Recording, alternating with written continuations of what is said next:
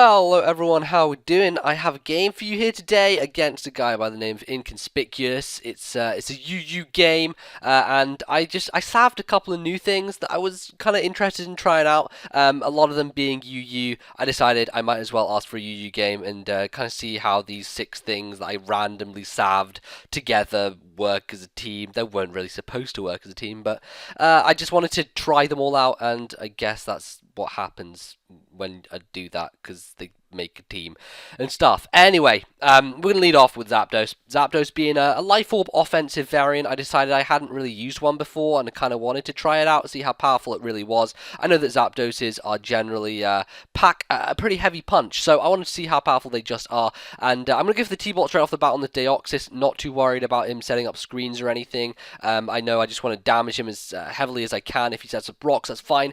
But he actually opts to go for the Magic Coat. Now, I'm guessing he thought I was defensive Zapdos and predicted the Thunder Wave or something of that variety, which is why he decided to go for the Magic Coat. But I'm offensive, and obviously Thunderbolt is my move of choice. The Rhyperior switch is pretty obvious, but I didn't really want to be over-predicting at an early stage in the game. Maybe just trying to gauge what kind of a player he is, I guess. And he does make the correct prediction, goes to Rhyperior. And at this point, I'm thinking... I'm a little bit scared because a rock polishing Rhyperior can do a hefty lot of damage, especially when it's carrying Mega Horn, Stone Edge, and Earthquake.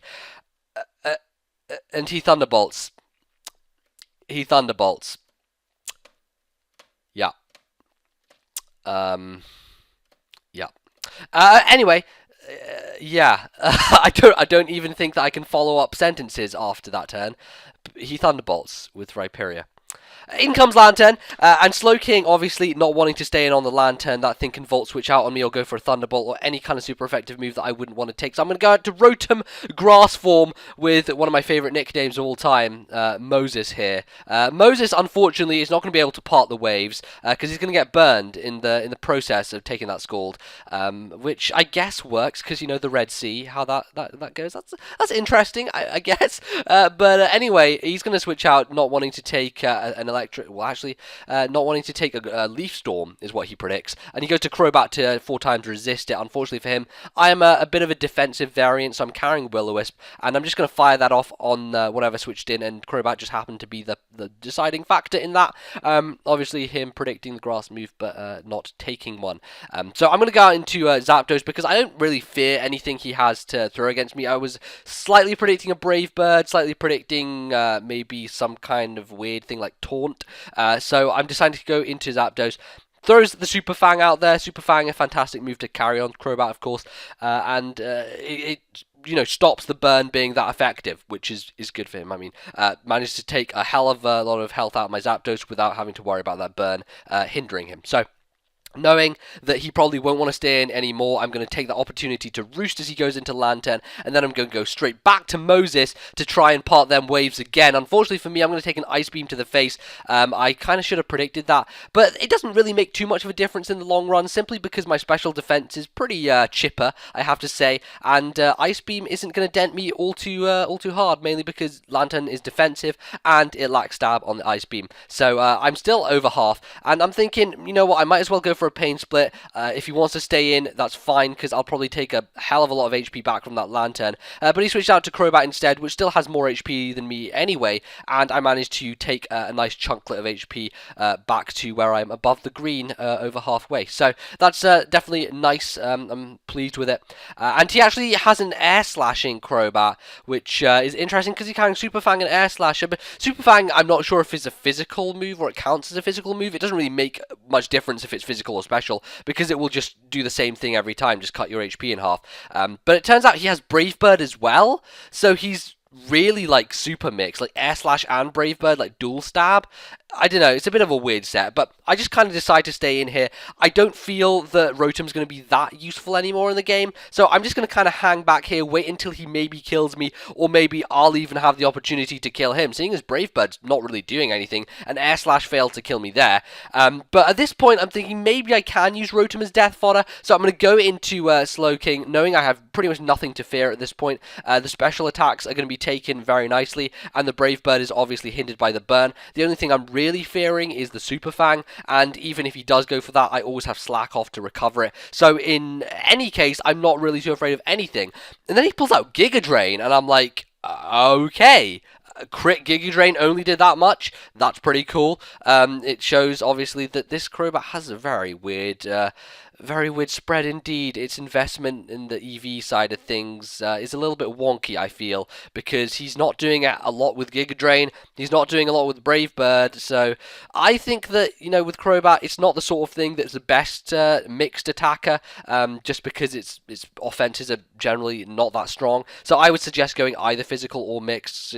Not mixed, either physical or special, because as you can see, mixed really didn't work out for him there in any way, shape, or form. So, in comes Togekiss, and I'm pretty sure that the Togekiss is going to want to set up on me. Just the way that he brings it in on a Slowking, me being a specially defensive type of Pokemon, and him, obviously having special attacks, unless he was a choice banded Hustle set, which he doesn't happen to be. He goes with a nasty plot. I managed to Dragon Tail him straight out, get rid of that threat immediately, just eliminate it from my conscious, which is great.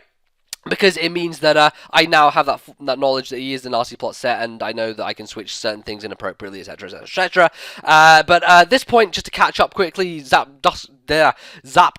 We got some Zapclops going on, some Dustos. Yeah, just Zapdos versus Dusclops action happening. Nothing too major. I just try and dent him with a T-Bolt, and it really doesn't do anything, surprisingly. I guess Dusclops is very, very bulky with that Eviolite boost, so even a Life Orb Thunderbolt isn't going to be like a 2-hit KO or anything close to it. It's looking like a 4-hit KO from this range, so he's going to be able to finish me off with a Seismic Toss and Burn combination. I believe he was carrying Protect as well, so that also helps out, makes him just survive a bit longer than he usually would do. But here is where I'm going to bring in my A-game, bring in Infamous, the Cacturne. I actually went out and I bought the game Infamous today. If you're wondering, well, the nickname refers to the studio who developed Infamous, are called Sucker Punch, and obviously Cacturne's signature move being Sucker Punch, I thought that it was an appropriate title, and it turns out to be very appropriate in this game, because Cacturne is going to do some heavy work in the rest of this match. Now, the only issue is that I have Seed Bomb and Sucker Punch as my main forms of stab.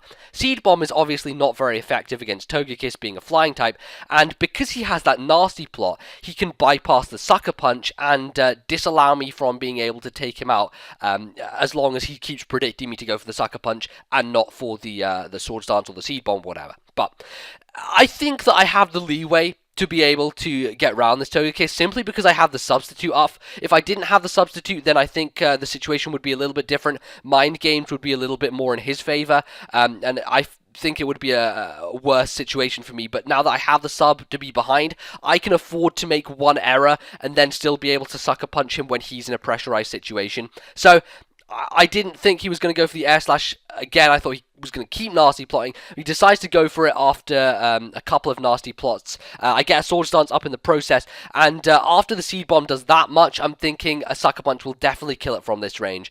He also knows that, however, so he's not going to quite go for the kill right yet. He doesn't decide to go for the Air Slash. He's instead going to go for the Roost, which once again, because it's not an offensive move, is going to evade the Sucker Punch. But at this point, I'm very much feeling that he thinks he may be able to live a Sucker Punch, and he feels this is his one opportunity to be able to go for the Air Slash and take me out. So I am going to go for the priority, hit him with the Sucker Punch, and I have +4 now, and when you have Stab, +4, base 80 power move with Sucker Punch, it's easily going to take out anything that does not resist it, which Togekiss so happens to be. So I have to clear that thing out of the field. In comes Lantern, and I'm not sure why I don't have Water Absorb. I think that is the favoured ability on Cacturne at this point, especially it being in UU.